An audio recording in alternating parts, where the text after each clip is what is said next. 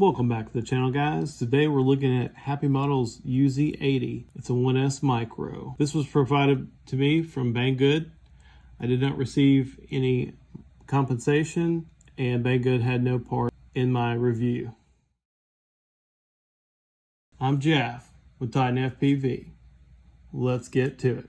This model does not come assembled. It comes to you as a kit. But there is no soldering required. So you'll receive everything in the box that you need to build this little guy, including a hex driver and a small screwdriver. Let's see what's in the box. Looks like we've got the camera. Looks like a Runcam Nano 3, some HQ 40mm bi-blades.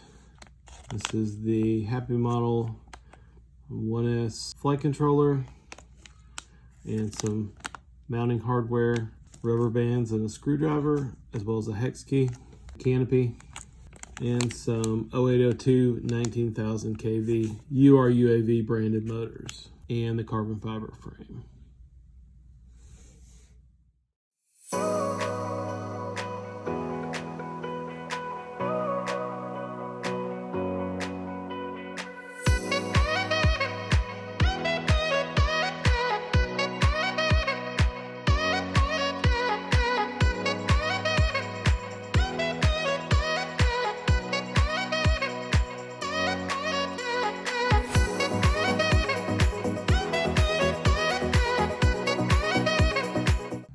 Flying this around the yard did remind me of the Tiny Hawk Freestyle on 1S, but this model is made specifically for 1S, so you won't get brownouts there when your voltage drops. It shares a flight controller with the Happy Model Modula 6, and actually you'll see in the DVR footage they didn't rename this. So this is flashed with the 3.5.7 tune that it ships with. They make a few adjustments in beta flight. This comes equipped with angle mode by default. So I fly most in air mode or in acro mode outside. So made a few changes there to the switches tab there in Betaflight, but I didn't really mess with anything else. It's not running RPM filtering. As I said, it's running Betaflight 3.5.7, but I don't see why you wouldn't be able to run that by flashing BlueJ firmware on the ESCs, and then you can enable bidirectional D-Shot with RPM filtering.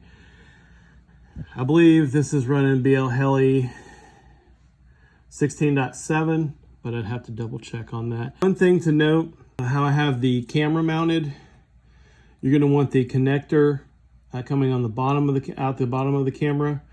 Initially I had it mounting at the top, and my image was upside down. So it was a quick swap for me. That's something to note.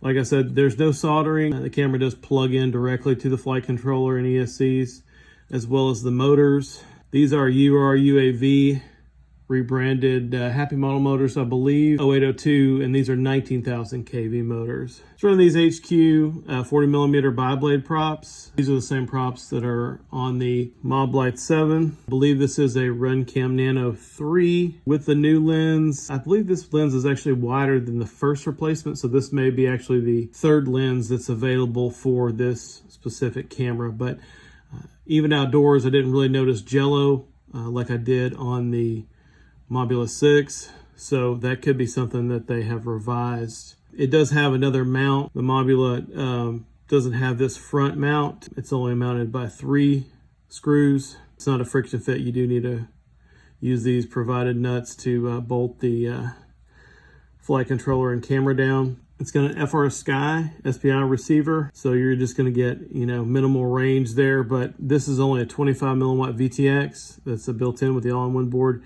You can see the VTX antenna right here.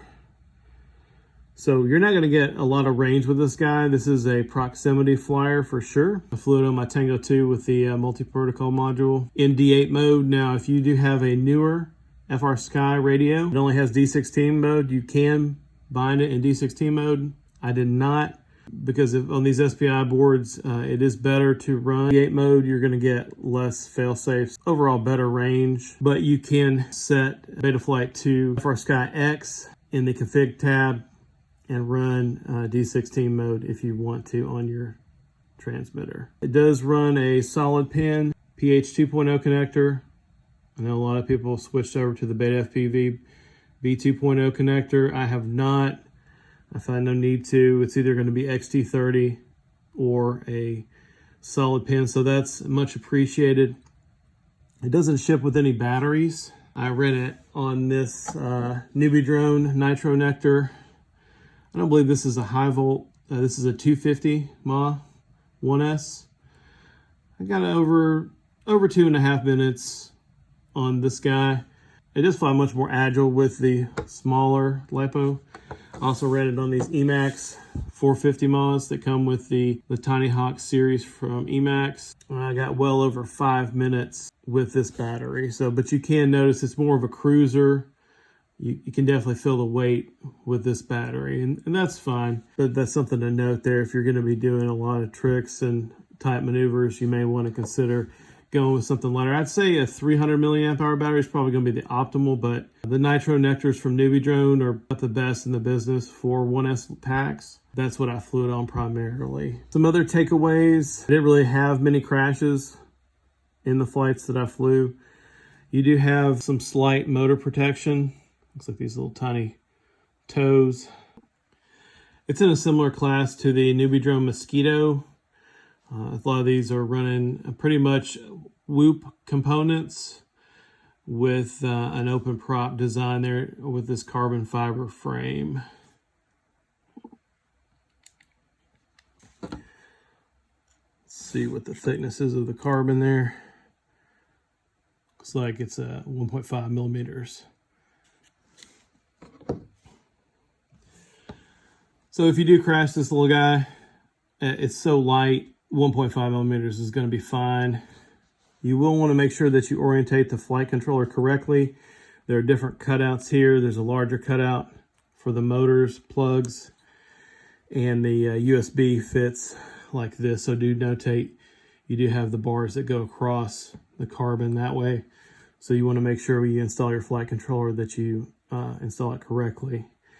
There's not a battery pad. That's not an issue for the larger packs, but the smaller packs, I did have a LiPo unplug on me with one of these smaller batteries. So something to consider there, just be aware of that. This is just one of the included rubber bands. These aren't as good as the FPV Cycle TP3 rubber bands, but they're pretty good.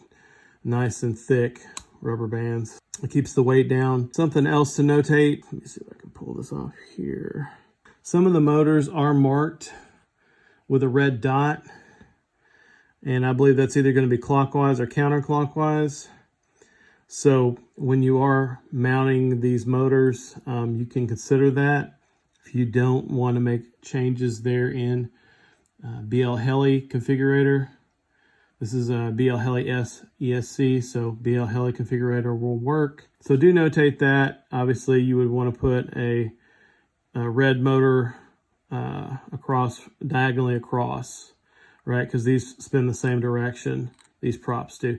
This one is running props out by default, which is what I normally run, but also that's going to be another easy change. Now, if you are new to the hobby, I don't know if you want to build this, but if you are coming something from like a tiny whoop and you want a upgrade, something a little bit more capable outdoors, this would be a good option for you. I wouldn't recommend flying this in a windy situation.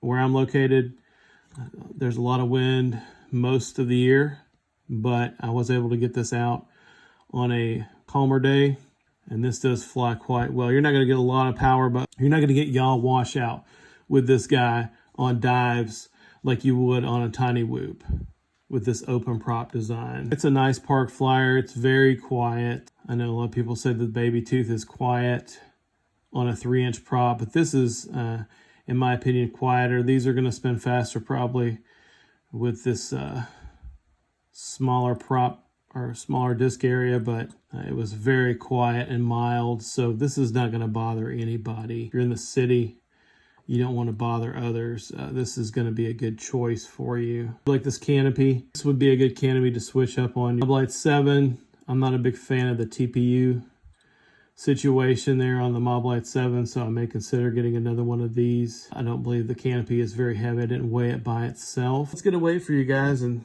see what this little guy comes in at.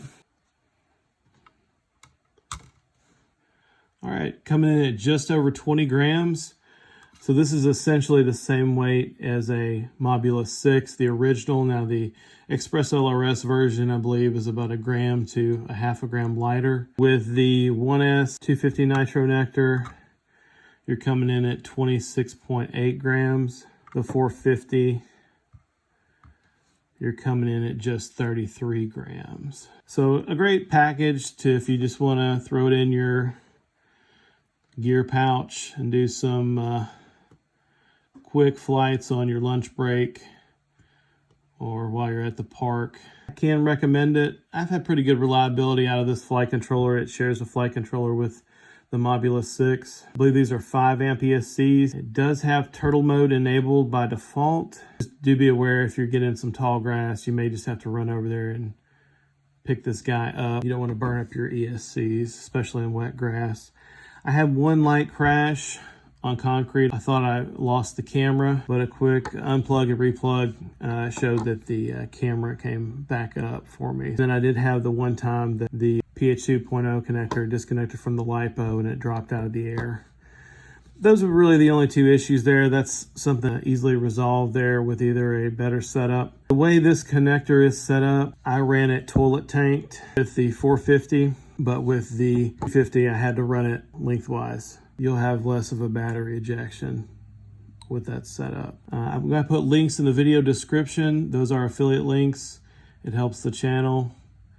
So if you want to purchase this or anything else from the link, it will go towards more products for this channel that I can review for you guys. If you're not already subscribed, please do so. Leave a comment, give this video a thumbs up, and we'll catch you in the next one.